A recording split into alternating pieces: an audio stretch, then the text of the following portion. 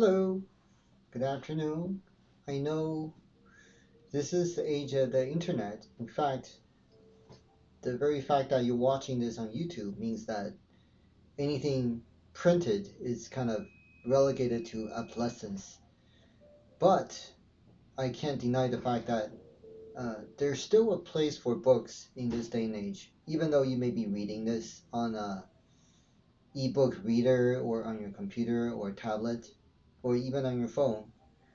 Even though reading a digital book on your phone is, I think, a form of self-mutilation because it's just very difficult. It's so small.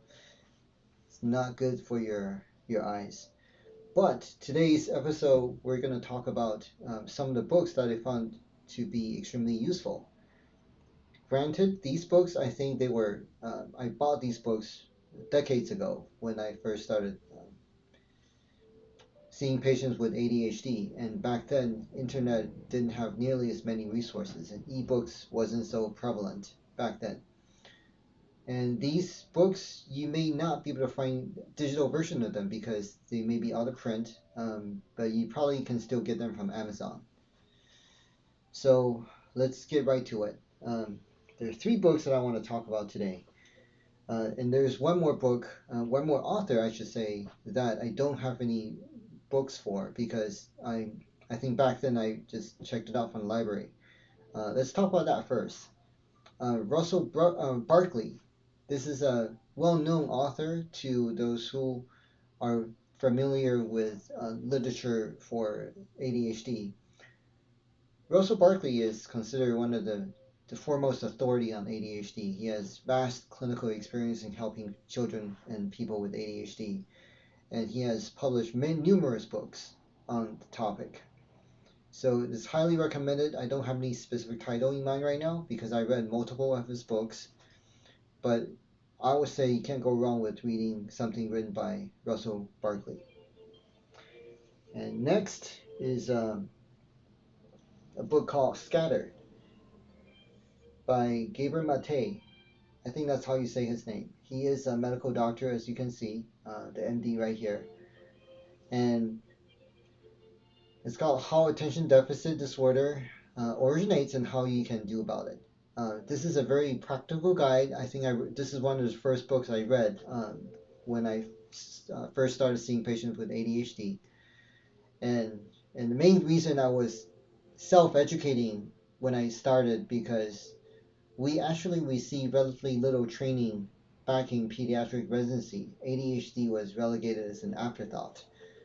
We largely focused on medical conditions, and pediatric psychiatry care or mental health was not really part of our formal training. So, as most pediatricians realized afterward, they had to educate themselves when they started seeing patients. And ADHD is one of the most prevalent conditions in children. About 10% of children are affected by ADHD. This is, I think, even far more common than compared to asthma or allergy. So this is Scatter is a very practical guide to ADHD. I certainly recommend any parent um, who are helping their children with ADHD to read this. And the next book is called A Mind at a Time. This is a very, very well written book.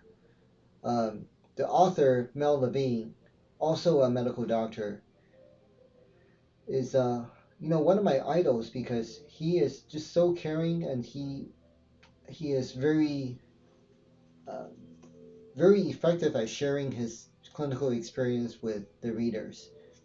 But unfortunately, he has met a very sad, violent, and unfortunate end because Dr. Levine was accused of molesting some of his patients. And we will never know what really happened because before he was arraigned by the court, he killed himself. He took a shotgun and went to the woods near his house and shot himself in the head. So unfortunate because regardless what happened, he's an amazing clinician and he may or may not be guilty of child molestation, but regardless, we lost a great mind in that process. But this is also a very practical guide, and definitely coming from someone with tremendous clinical experience. And lastly, this is a book specifically written for kids because so many books are written for adults and parents. This is called Corey Stories. It's a kid's book about living with ADHD. And I would say it's appropriate for children probably between school age children from age 12 and 6 and 12. And it's written it's a very graphic novel format. It doesn't have too many words, as you can see. So even someone with ADHD can easily get through this book, especially with a parent's guiding it.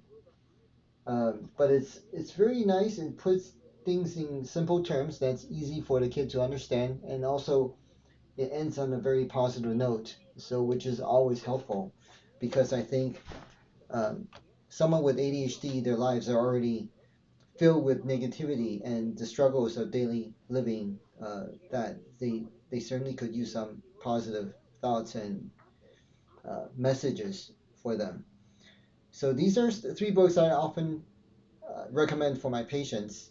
And now you know what they are. I certainly recommend going out there and getting it yourself. Again, I didn't check it on Amazon. Maybe I should have before I started recording the video. But these are very useful things, and there probably been books. It's been written on ADHD since then.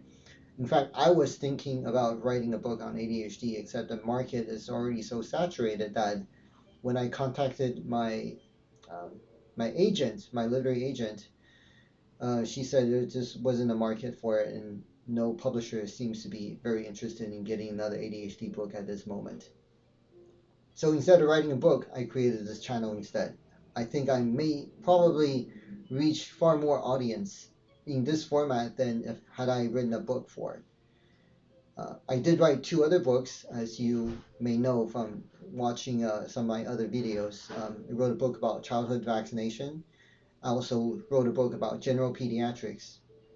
And but other than that, it's almost Halloween, and I hope everyone is doing well. And I think 2021 we can actually have a relatively normal Halloween, considering that more than 75% of adults in Southern California have been fully vaccinated against COVID-19. In fact, that's my costume this year. I have a fully vaccinated sweatshirt that's about to arrive tomorrow.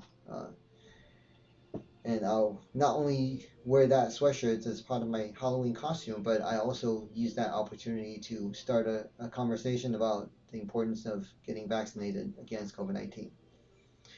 All right, and stay healthy and happy Halloween.